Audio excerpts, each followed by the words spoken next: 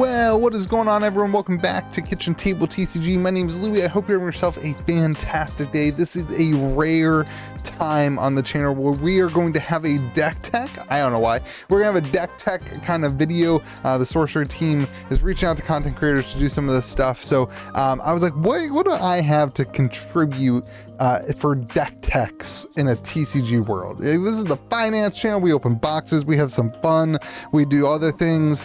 But here it is. Today we're going to be chatting about the dual decks that I actually utilize in my store over in Game Grove and Hurricane, West Virginia, to teach people how to play Sorcery. These are cards that we have put together to teach people the game, and I think these can be really, really good for you to use on beta's release. If you have not played before, these can be a great entry level into playing. You can throw these together with probably 1 or 2 boxes worth of your cards, and you don't have to spend money. In addition, if you are opening up a ton of beta for yourself and you're just looking for cards and ways to grow the game, these decks can be a really cool tool to build a community with, because they are all common only. Now, before I want to say this, ordinary only, sorry, this is not like a popper deck where it's like trying to be good. The goal of these decks, and we've actually put together 6 of them in pairs of 3, and I'll link this in the comment section of my videos. This is my profile on Curiosia.io. We've got 6 of these decks and we've put them into like pairs. So we have dual deck C, B, and A. And today we're going to be talking about the dual decks B. And these are all 6 of the decks use all different ordinary cards. So when you open up all of your cards, you'll actually be able to build all of these decks. The lands, the sites might get a little bit interesting because they do recycle sites. But other than that, there's really no duplicates. So you can actually build all these decks and you don't need to kind of key in other cards. So if you end up opening up a bunch of boxes, you can actually make a bunch of these decks, which was kind of the goal for me in my local community, and that's why we built these. So we'll be playing this on the channel probably tomorrow. We'll post a video that has these decks. It may end up being out today too. I might just post these videos at the same time, but we're going to show you off the dual deck B Earth Air Stealth versus Fire Water Auras. Okay, and this is a really cool little system. These 2 decks play really well against each other. We've had a lot of games go kind of back and forth and end pretty close. And so these decks are really kind of opposites. The Fire Water Auras deck is more of a control-y deck. Kind of aims to control the board state and kind of time out when it wants to win.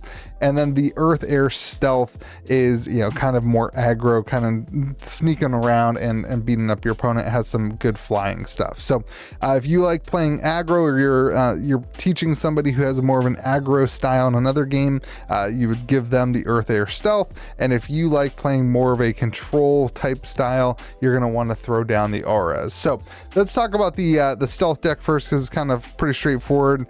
All these decks are going to be right down the line on ordinary sites. In this one, we have a few more of the air sites because our cost was higher. I love that Curiosia.io utilizes this thing and tells you what your cost is. So you've got 12 of the air sites and 6 of the ground sites. Your turn 1, you're basically only going to be playing Simple Village, one of the villages, and creating a foot soldier token. That's kind of the goal of your turn 1. It's a great card. It gets something out on the field. Turn 1, it's awesome.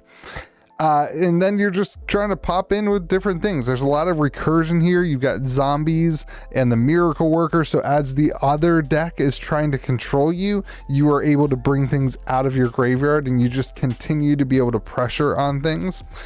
So your scourge zombies are going to get seen a lot. Your miracle workers are going to return cards a lot. Turn 2, you're really not going to look to play miracle workers. You're going to try to play some of these stealthy things. Dead of Night Demon, a really great card with stealth. Essentially what stealth means is it can't be targeted until you have attacked or done a basic attack ability. So that's pretty cool.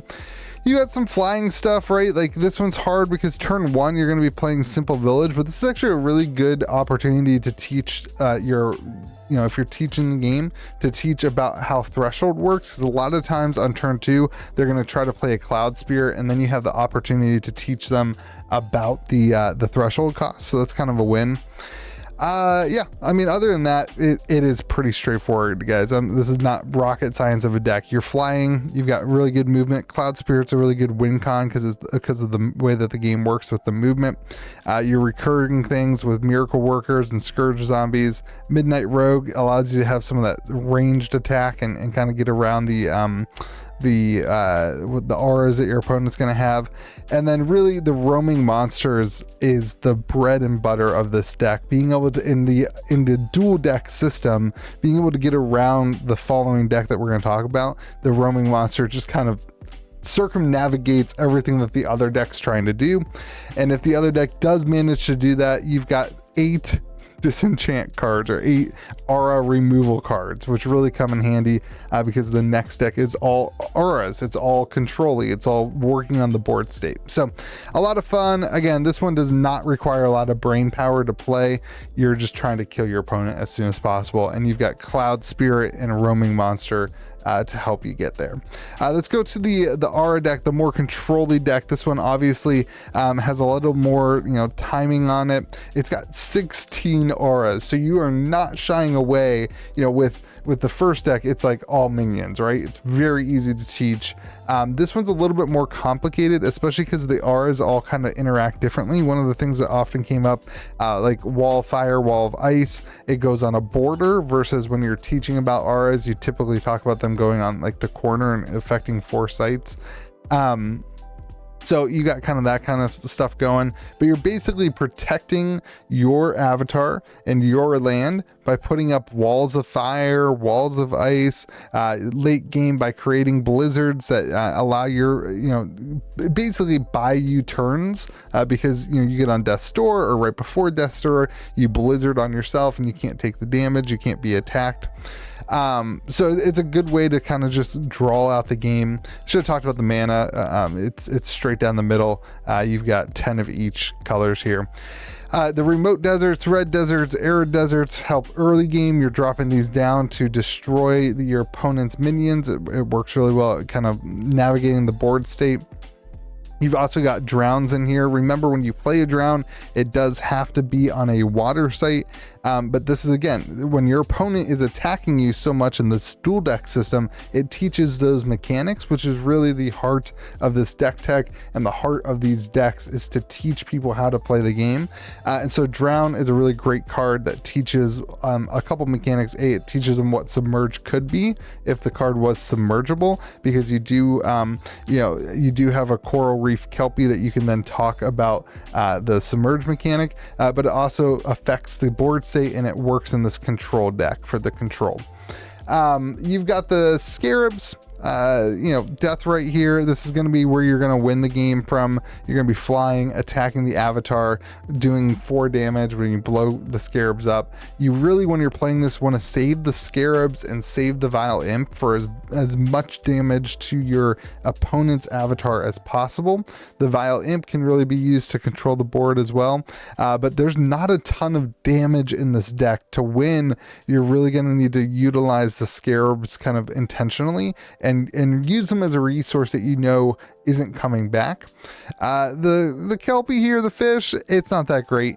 But again, it does teach some of the mechanics like submerging, and it doesn't do a whole lot. 4 costs, submerge for 3. Sorry, it's only a 3 cost. I saw that all 4 there. A 3 cost 3 isn't that great, but it is what it is. But then the cavalry, again, really good at teaching the mechanics, showing what charge does, and it can late game actually help you pull out that win kind of once you've controlled the board enough. The only other thing that's in here is a scarecrow, which is good to handle. Again, this is a dual deck. The idea is that you're playing against a deck that's going to have the Cloud Spirit, maybe the plumbed Pegasus. So the scarecrow, again, is just a really good thing to utilize for the game state. So let me know what you think. Is there a better way to teach people how to play other than very basic decks at a very cheap level to interact? All these also use the Sorcerer. I guess I probably should have started off by saying that. I don't do deck techs. I'm sorry. What do you want from me? The Sorcerer, it allows you just to draw cards. And both of these games, what you can tell your opponent, and this is what I tell people when we're teaching, in these decks, you really don't need to be playing much more than like 5 mana. And then every turn, you're not really utilizing the tap to draw a site. You're basically just casting everything. You know, the highest cost here is 5. Once you can cast your roaming monster, once you can cast your cavalry here, you might want 1 or 2 extra mana, but you don't have to. It kind of removes that strategy from the game a little bit, where it's pretty straightforward. You're just teaching mechanics of fighting each other and battling and doing some range stuff and doing some aura stuff and doing some, you know, the drowning and submerging. This is really to help teach the mechanics. What I tell people when I'm teaching them is use the draw a spell a lot on the sorcerer. After you've gotten 5, maybe 6 sites out, you really don't need that many more sites in these decks. So anyway, let me know what you guys think in the comment section below about all this stuff. All these decks will be linked in that comment section as well. Feel free to use them, to share them, to let people know. We do have commons or alpha common playsets available at the website at gamegrove.gg that you could build all these decks kind of with. Again, you will run out of sites. That's just kind of the way that it goes. But if you do buy those cards, you'll have all the regular cards that you need. Then you can just throw the sites in. And we do have singles as well. GameGrove.gg will let you guys know when beta is available. I'm so stoked to see people actually teaching people how to play this thing. It is so much fun and it has been such an enjoyable game to watch people learn. So tune in for the gameplay footage of these decks playing against each other. I will link that in the comment section below as well whenever we do end up posting it. Have yourselves a great day. Be kind to the people around you, and we'll see you again next video.